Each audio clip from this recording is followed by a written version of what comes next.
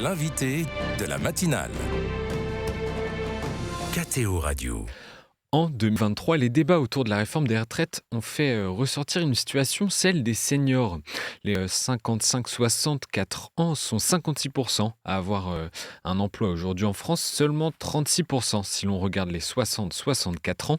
Le sujet vient d'être remis sur la table la semaine dernière par le patronat à l'occasion de négociations entre partenaires sociaux. Hervé Buzine, bonjour. Bonjour Maxence, Vous êtes bonjour à tous vos auditeurs. Merci à vous, merci d'être avec nous. Vous êtes membre du réseau des entrepreneurs et dirigeants chrétiens dans la région de Bordeaux. Pour commencer, pour introduire notre discussion, quel regard les EDC portent sur la situation de l'emploi des seniors en France ? Bien pour les entrepreneurs et dirigeants chrétiens que nous sommes, il n'y a pas vraiment de limite d'âge. Vous savez, dans la carrière professionnelle, il est très fréquent que les chefs d'entreprise travaillent encore à 65 ans. Hmm. Et ce qui importe aux EDC, c'est que l'homme puisse s'épanouir dans son travail, quel que soit son âge. Donc pas vraiment de limite d'âge fixée. Et chacun a sa place, y compris les anciens, comme on pourrait dire, plutôt que les seniors, et qui peuvent apporter à l'entreprise beaucoup de richesses. Quelle est la nuance entre anciens et seniors que vous faites ? Le terme senior, en fait, c'est un terme qui serait plutôt un terme générique qui définit un salarié au-delà de 50 ans. C'est aussi un terme qui définit une tranche d'âge, pas seulement dans le travail. Un ancien, c'est quelqu'un qui va peut-être apporter une notion, j'allais dire, d'expérience. Ok. Voilà, c'est comme ça que je le conçois. Ok, moi je trouvais ça intéressant. Alors le MEDEF souhaite mettre en place un CDI senior qui permettrait de bénéficier d'un allègement de cotisation et de pouvoir partir à la retraite dès son taux plein obtenu. Patronat et syndicats s'opposent sur cette mesure. On ne va pas rentrer dans les détails techniques d'une telle proposition. Intéressons-nous plutôt à ce que nous dit cette réforme. Est-ce que les seniors aujourd'hui dans le monde du travail sont persona non grata, selon vous ? Alors, ils peuvent poser un problème aux entrepreneurs si il n'y a pas de solution à leur proposer qui soit suffisamment souple pour inciter à leur embauche. Ça, c'est quelque chose qui est assez prédominant en France. Beaucoup trop de contraintes, beaucoup trop de normes empêchent souvent des employeurs de pouvoir Heu, j'allais dire gérer leur entreprise avec facilité et notamment d'embaucher des seniors parce qu'il y a beaucoup trop de contraintes. Si l'on prend l'exemple du CDI, senior, c'était un contrat qui comportait parfois certaines contraintes, notamment, le fait que, il y avait un âge de fin de contrat qui était prévu dans ce contrat CDI, ce qui n'en faisait en fait plus un CDI.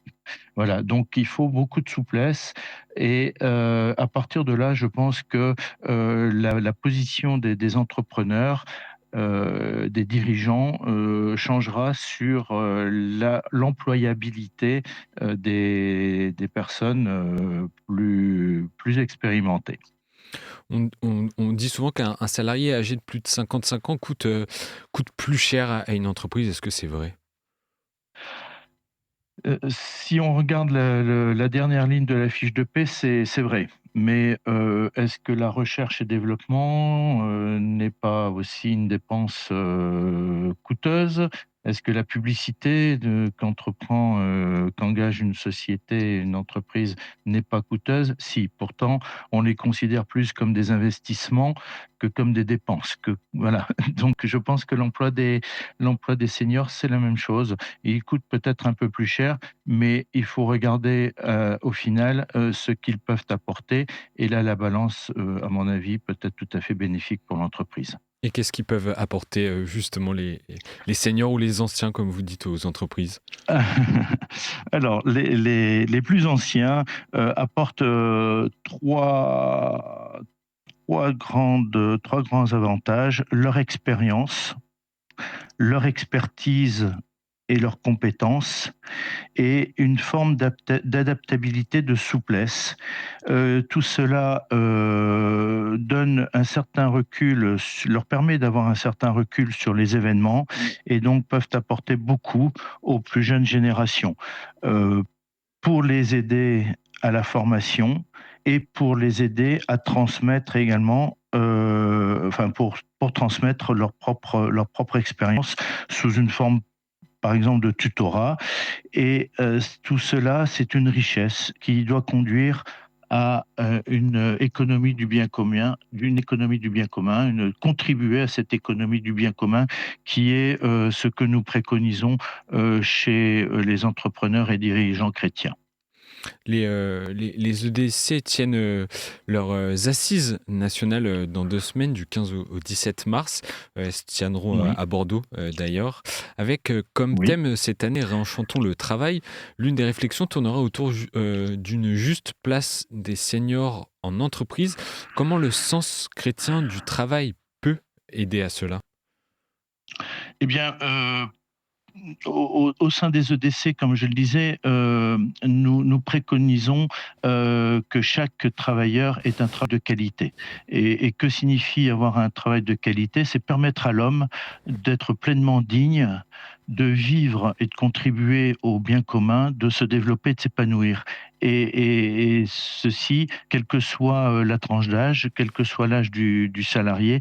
Donc voilà, nous ne cloisonnons pas, si vous voulez, les salariés par catégorie d'âge, mais par ce qu'ils peuvent apporter à l'entreprise.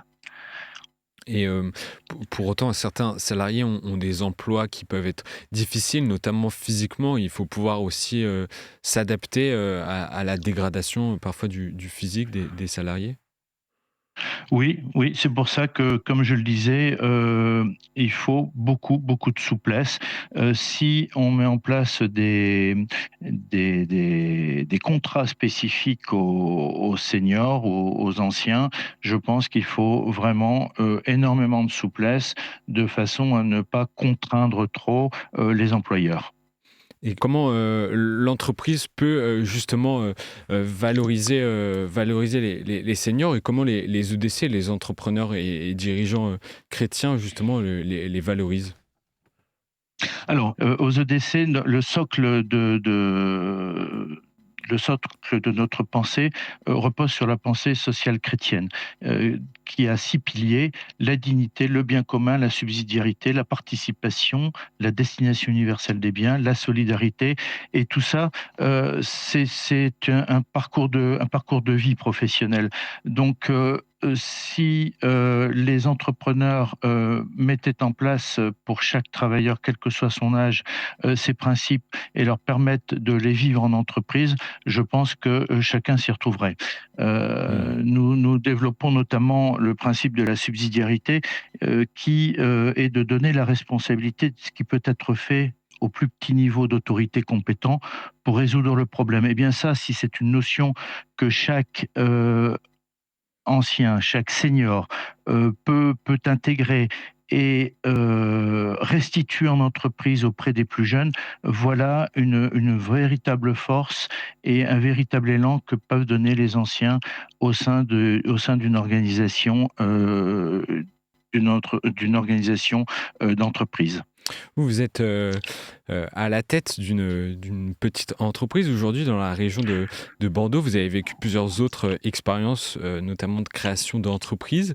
Euh, Oui. Vous avez, si c'est pas indiscret, je me permets, vous avez dépassé les 60 ans. Est-ce que votre âge a été un frein justement dans cette expérience, dans cette nouvelle expérience que vous vivez en ce moment?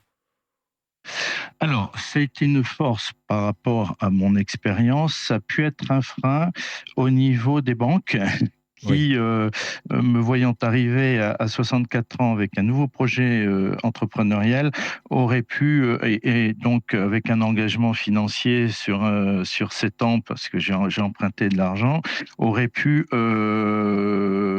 refuser mon projet. C'est pour ça que je me suis associé à une jeune dame avec qui je fonctionne très très bien aujourd'hui. Ça a été la Providence qui me l'a fait rencontrer et notre association a permis déjà de rassurer les banques, mais m'a fait découvrir aussi le rôle que je pouvais jouer dans ce nouveau challenge professionnel, à savoir lui apporter un projet, lui apporter des finances qu'elle n'avait pas, mais aussi avec l'espoir de transmettre à terme l'entreprise et de lui en confier les rênes déjà dès à présent de plus en plus. Voilà donc le rôle de transmission que les anciens peuvent et d'expérience, Ouais, ouais. voilà, que peuvent apporter les plus anciens aux plus jeunes. Et je voudrais rajouter une seule chose importante à mes yeux, c'est qu'il n'y a pas d'âge pour véritablement se réaliser ou s'accomplir, puisque malgré mes très nombreuses expériences professionnelles, plus ou moins réussies, je suis en train de vivre aujourd'hui la plus belle de ces expériences à 66 ans, vous voyez? C'est un beau message d'espoir là que vous pouvez Tout à donner fait, aux éditeurs. tout à fait. Une dernière question, Hervé Buzine. Vieillissant, il fructifie encore, dit le psaume 91 dans l'Ancien Testament. Pourtant, dans notre société moderne, on semble oublier tout l'intérêt de veiller sur les personnes ayant le plus d'expérience. Pour quelles raisons, selon vous? Je pense que, vous savez, on est dans une société du jeunisme où les anciens paraissent parfois comme has-been. On me l'a dit quand j'étais salarié, j'avais quel âge? 42 ans. On m'a fait déjà comprendre à cet âge-là que j'étais has-been. Et vous voyez, à 64 ans, je me relance dans une affaire qui tourne bien, dans laquelle je m'épanouis et dans laquelle je vais transmettre. Donc tout ça, il s'agit juste d'une vision faussée de ce que peuvent être les personnes plus expérimentées, plus âgées, plus anciennes, voilà.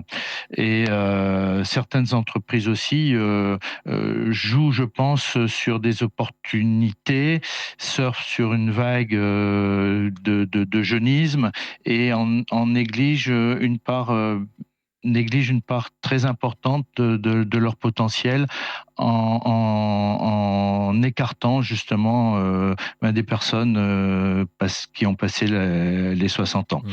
Avec en plus cette notion que le travail peut être une souffrance, et qu'à 60 ans, il faut profiter de la vie, tout ça ne concorde pas avec une vision nouvelle de la place des seniors dans l'entreprise. Voilà ma vision.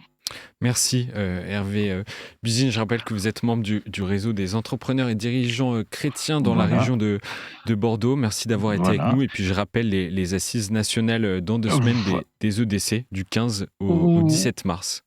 Où il est toujours possible de participer, de s'inscrire sur le site lesedc.org. Merci beaucoup. Maxence. Bonne journée. Pour cet échange. Au revoir.